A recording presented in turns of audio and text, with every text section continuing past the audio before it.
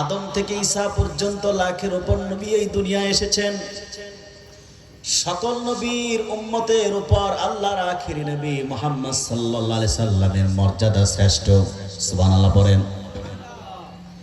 আদম থেকে ঈসা পর্যন্ত লাখের উপর নবী এসেছেন। সকল নবীর মর্যাদার উপর রাসূলুল্লাহর মর্যাদা কি? শ্রেষ্ঠ। সকল নবীর মর্যাদার উপর রাসূলুল্লাহর মর্যাদা শ্রেষ্ঠ। রাসূলুল্লাহর শ্রেষ্ঠত্বই প্রমাণ করে সকল নবীর উম্মতের তুলনায় রাসূলুল্লাহর উম্মত শ্রেষ্ঠ। বলেন সুবহানাল্লাহ। আমরা যে শ্রেষ্ঠ, সকল নবীর চেয়ে রাসূলুল্লাহর মর্যাদা শ্রেষ্ঠ। এই শ্রেষ্ঠত্বই সবচেয়ে বড় প্রমাণ উম্মতে মুহাম্মাদীও শ্রেষ্ঠ। আমরা যে শ্রেষ্ঠ তার অসংখ্য ব্যাখ্যা এসেছে। আমরা শ্রেষ্ঠ তার একটি প্রমাণ হলো মুফাসসিরগণ উল্লেখ করেছেন, কাল কিয়ামতের কঠিন ময়দানে এই দুনিয়ায় যারা অবিশ্বাসী, নাস্তিক, মুরতাদ, ইহুদি, তারা যখন হিসাব নিকাশ হয়ে যাবে, জাহান্নামের দরজাগুলো যখন খোলা থাকবে, তখন তারা জাহান্নামের হাওয়া বাতাস দেখে দৌড়াতে থাকবে আর আল্লাহর আদালতে যে তাদের নবীদের বিরুদ্ধে অভিযোগ দিবে। তারা আল্লাহর কাছে যে বলবে, আল্লাহ আজকে আমরা জাহান্নামী হয়ে গেছি, এর জন্য তো আমরা দায়ী না, কারণ আমাদের কাছে কেউ কালেমার দাওয়াত দিয়ে যায় নাই। অথচ তারা কথাটি সেদিন মিথ্যা বলবে। তাদের কাছে অসংখ্য নবী এসেছে, রাসূল এসেছে, এই ইহুদিরা হাজার হাজার নবীকে হত্যা করেছে। আল্লাহ রাব্বুল আলামিন যখন তিনি এজলাসে বসে যাবেন, এজলাস ভিত্তিক বিচার ব্যবস্থার নিয়ম অনুযায়ী তিনি নবীগণকে আহ্বান করবেন, নবীগণকে ডাকবেন। নবীরা যখন আল্লাহর আদালতে আসবে, জিজ্ঞেস করা হবে, আপনারা কি দুনিয়ায় কালেমার দাওয়াত দিয়েছিলেন? নবীগণ বলবে, আমরা দাওয়াত দিয়েছি সত্য, তারা অস্বীকার করেছে, তারা আমাদের হত্যা করেছে, আমাদের উপর জুলুম করেছে। আল্লাহ রাব্বুল আলামিন বলবেন, হে নবীগণ, আপনারা যে দুনিয়ায় কালেমার দাওয়াত দিয়েছেন তার প্রমাণ কি? সাক্ষী কারা? দলিল কি?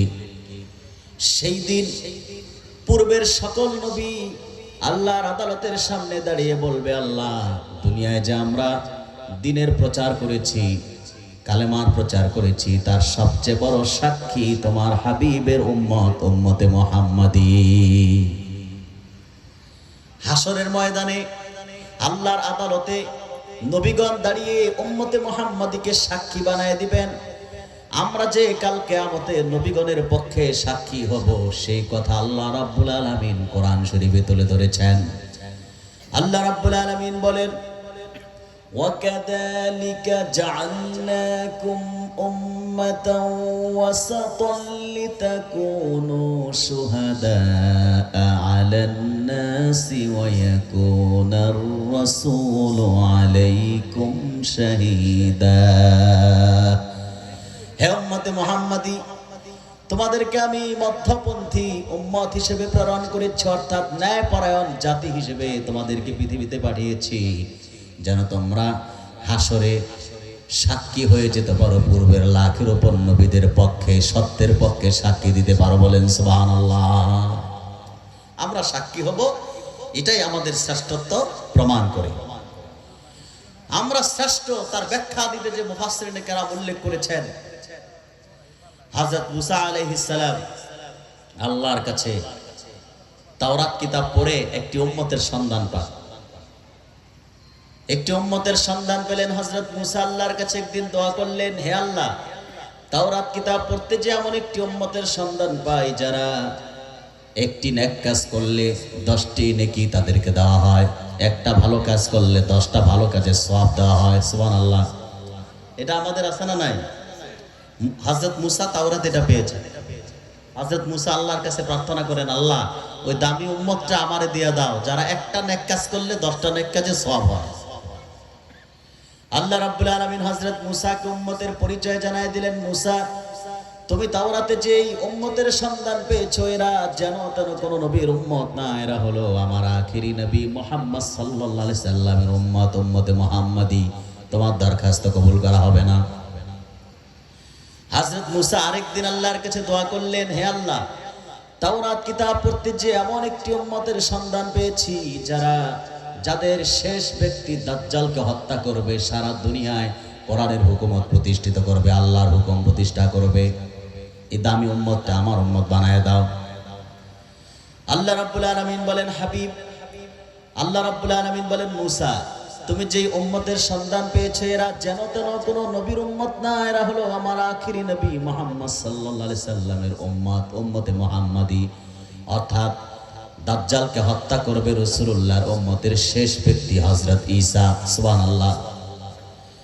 হযরত ঈসা আলাইহিস সালাম কিয়ামতের আগে আসবেন। হানাফি মাযহাবের শ্রেষ্ঠ আকীদার কিতাব শারহু ফিকিল আকবার এসেছে, মোল্লা আলী কারি ব্যাখ্যা করেছেন হযরত ঈসা আলাইহিস সালাম দামেস্কের জামে মসজিদের পূর্ব পাশের মিনারা হয়ে দুইজন ফেরেশতার কাঁধে ভর করে আসরের নামাজের পর আকাশ থেকে নামবেন। জামাতের সময় হয়ে যাবে, ইমাম মাহদি জামাতে দাঁড়াবেন না। মুসল্লিগণ বলবে, হে ইমাম, আপনি নামাজ পড়ান, জামাতের সময় হয়ে যাচ্ছে। ইমাম মাহদিকে বলবেন, হুজুর আপনি নামাজ পড়ান, জামাতের সময় হয়ে গেছে। মুসল্লিরা বলবে, ইমাম মাহদি মুসল্লিদের বলবে, শোনো, আমার ভাই আকাশ থেকে হযরত ঈসা নামতেছেন, তিনি আসলেই জামাত হবে।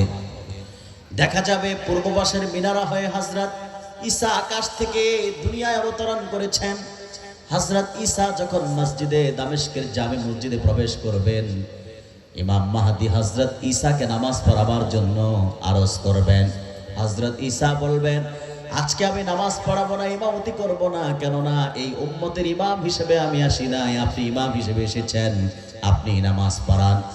মোল্লা আলী কারি শারহু ফিকিল আকবারে লিখেছেন, হযরত ঈসা সেই দিন ইমাম মাহদির সামনে দাঁড়াবেন না, নামাজ পড়াবেন না, ইমামতি করবেন না, শুধু একটি প্রমাণ দেওয়ার জন্য, আজকে আমি নবী হিসেবে আসি নাই, মুহাম্মদ সাল্লাল্লাহু আলাইহি সাল্লামের উম্মত হিসেবে এসেছি।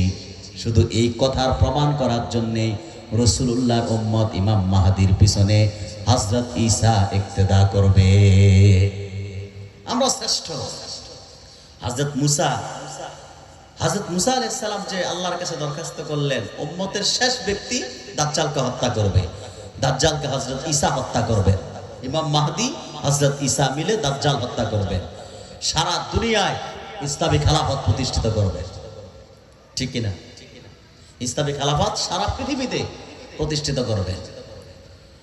হযরত ঈসা আলাইহিস সালাম, মুসা যে আল্লাহর কাছে প্রার্থনা করতেন, একবার না দুইবার না 8 বার হযরত মুসা রাসূলুল্লাহর উম্মতে মুহাম্মাদিকে নিজের উম্মত বানাতে দরখাস্ত করেছে। 8 বার আল্লাহ দরখাস্ত নামঞ্জুর করেছেন। নভেম্বর হযরত মুসা আল্লাহর কাছে প্রার্থনা করলেন, হাত্তা তামান্না মুসা আলাইহিস সালাম আইয়াকুনা মিন উম্মতি মুহাম্মাদিন সাল্লাল্লাহু আলাইহি ওয়াসাল্লাম, হে আল্লাহ, আমি আর উম্মত চাই না, আমি আর উম্মত চাই না, তুমি আমাকে রাসূলুল্লাহর উম্মতের কাতারে শামিল করে নাও। হযরত মুসা আল্লাহর হাবিবের উম্মত হতে দরখাস্ত করেছেন। আল্লাহ হযরত মুসাকে বললেন, মুসা, 8 বার তুমি উম্মত হতে চাওনি, উম্মত চেয়েছো, যদি প্রথমবার তুমি উম্মত হতে চাইতে দরখাস্ত মঞ্জুর করে নিতাম। হযরত মুসার এই ঘটনা জানতেন হযরত ঈসা আলাইহিস সালাম, সেজন্য হাদিসের কিতাবে এসেছে হযরত ঈসা তিনি তার জীবনের প্রায় সময় আল্লাহর কাছে দোয়া করতেন, আল্লাহুম্মা জাআলনি মিন উম্মতি মুহাম্মাদিন সাল্লাল্লাহু আলাইহি সাল্লাম, হে আল্লাহ, তুমি আমাকে মুহাম্মদ সাল্লাল্লাহু আলাইহি সাল্লামের উম্মত বানায় দাও। আল্লাহ তাআলা হযরত ঈসা আলাইহিস সালামের দরখাস্ত প্রার্থনা কবুল করেছেন। কিয়ামতের আগে হযরত ঈসা আবার দুনিয়ায় আসবে, তবে নবী হিসেবে নয়, নবী হিসেবে তিনি পূর্বে এসেছিলেন। এই আকীদা যেন আমাদের ঠিক থাকে, তিনি নবী হিসেবে আসবেন না, আল্লাহর হাবিবের উম্মতের সদস্য হিসেবে আসবেন। এবং মা কানা মুহাম্মাদুন আবা আহাদিম মির রিজালিকুম ওয়ালাকিন রাসূলুল্লাহি ওয়া খাতামান নবিয়্যিন, এই আয়াতের ব্যাখ্যাতে মুফাসসিরিনে কেরাম সুস্পষ্ট লিখেছেন, হযরত ঈসা যখন কিয়ামতের আগে আসবেন, রাসূলুল্লাহর শরীয়ত ভিত্তিক সারা বিশ্ব পরিচালনা করবেন। ইসলামী খেলাফত যখন প্রতিষ্ঠিত হবে, রাসূলুল্লাহর আইন মোতাবেক, সুন্নাহ মোতাবেক, শরিয়া ভিত্তিক হযরত ঈসা রাসূলুল্লাহর সুন্নাহ মেনে, রাসূলুল্লাহর শরীয়ত মেনে সারা পৃথিবী পরিচালনা করবেন। সম্মানিত সুধী, আমরা সংক্ষেপে যে কথাগুলো বললাম আল্লাহ কবুল করুক। আবারও যদি সময় নিয়ে আসি ইনশাল্লাহ আপনাদেরকে দীর্ঘ সময়ের কথাগুলো শোনাবো। আল্লাহ যেন আমাদেরকে আবার তৌফিক দান করেন। ওয়া আখিরু দাওয়ানা আলহামদুলিল্লাহি রাব্বিল আলামিন।